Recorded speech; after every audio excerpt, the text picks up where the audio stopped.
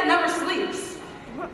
Unless it's Saturday at 4:30 a.m. when my younger sister and I are getting ready for sacred practice. As I look out the tinted bus windows on my daily commute to school, I watch the vibrant Bronx subside into monochromatic Manhattan. I'm a Black girl engaging in predominantly white spaces. With these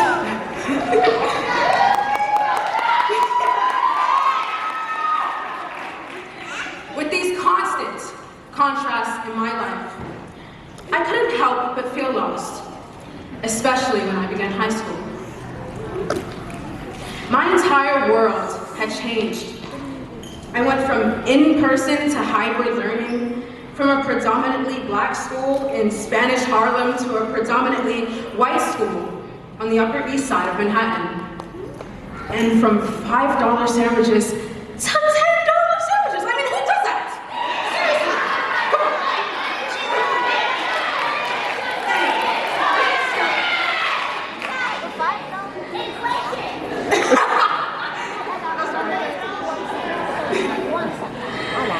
On the first day of high school, the halls twisted and wrapped around each other like grapevines. I tried adopting different personalities to fit in with my white peers, but it worked to no avail. Being the only Black girl in the majority of my classes decayed my confidence, and I held myself back in social and academic environments as a result. As if I was on the ice for the first time again, I found myself trembling and afraid to make another step at school. I was able to finally take a first step forward because of Figure Skating in Harlem's emphasis on community and teamwork. When I was younger, the older girls role modeled what leadership looked like. They showed me the strength in being different, and I began to use that strength to make my achievements stand out.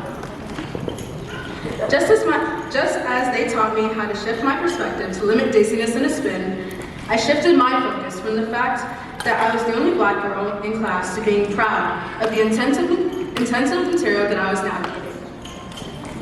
They taught me how to break the ice at awkward silent lunches. After internalizing these lessons, I was able to thrive academically and socially. Now that I'm a role model, I find myself making that same safe space for our younger sisters in the family, who will become the next generation of great leaders who will flourish in any situation. However, the paradox still remains. Outside of the FSH sisterhood, figure skating remains a predominantly white sport. I vividly remember one of our competitors laughing while pointing out the fact that we were the only team of color on the ice and how we stood out like a sore thumb. And that heckling could have forced me to regress back into that hermit shell of insecurity. However, before conquering the ice, I visualized the older girls competing without letting anything diminish their confidence. Marshalling in all that I learned from them, I gave my teammates a pep talk that felt like the climax of an Oscar-winning film. Becoming team captain had always seemed like a terrifying position packed to the brim with responsibility. But I realized that I had grown into the role, maturing from needing comfort to providing inspiration. Figure skating in Harlem taught me that my uniqueness was an opportunity to share my story with the world and leave my mark. Last year, I had the honor of serving as both team captain and U.S. ambassador representing FSH in South Africa alongside my teammates.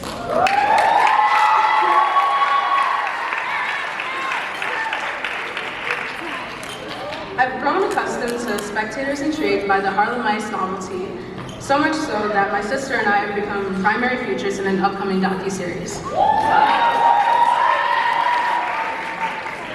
It is said that we should think big, but a grain of mustard seed faith can move mountains.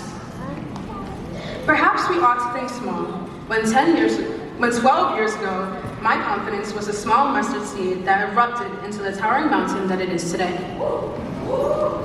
My confidence grew because of the lessons I learned from my community and the strength I discovered in myself as a result.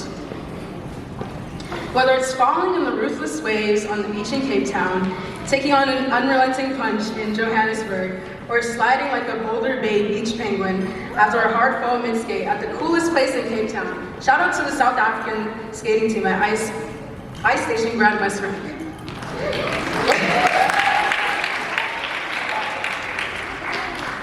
What's most important is getting back up and coming back stronger.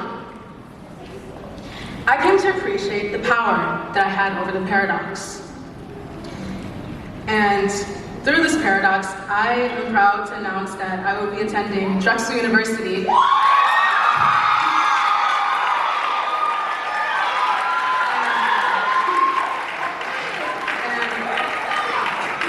And skating on the University of Pennsylvania's intercollegiate singles team.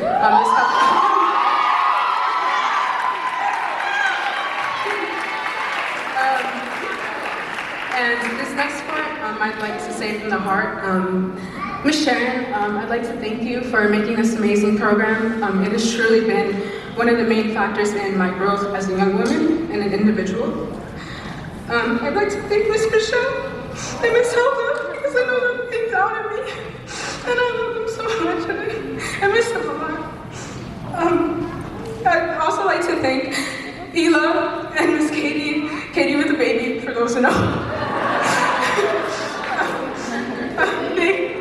They pushed me so far and helped me to improve with my skating skills.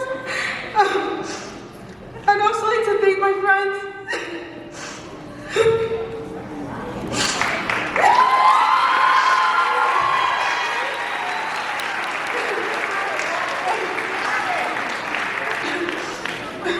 Zoe, Nadia, Delia, Natalie, Alicia, Stella, and Isabel, and so many more. I love all of you so much, and I wish I could talk about all of you.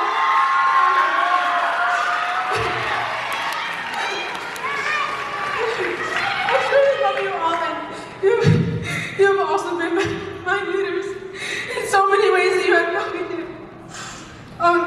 Finally, I'd like to thank my sister and my mom, because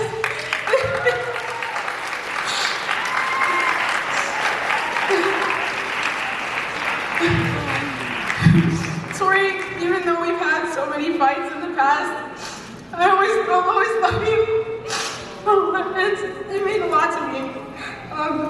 And Mom, thank you for yelling at me on Saturday practices, and always telling me to keep my arms up, and telling me that distraction leads to failure, and failure is not an option. And I know that I can kind of be annoying sometimes, but just know that your words didn't go to waste. And I love you a lot. Thank you.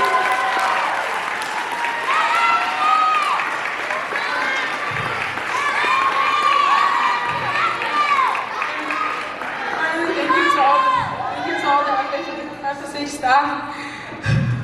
I wanted to say thank you to everyone in this room, but I don't want to take up too much time. So thank you again so much, and have a good night.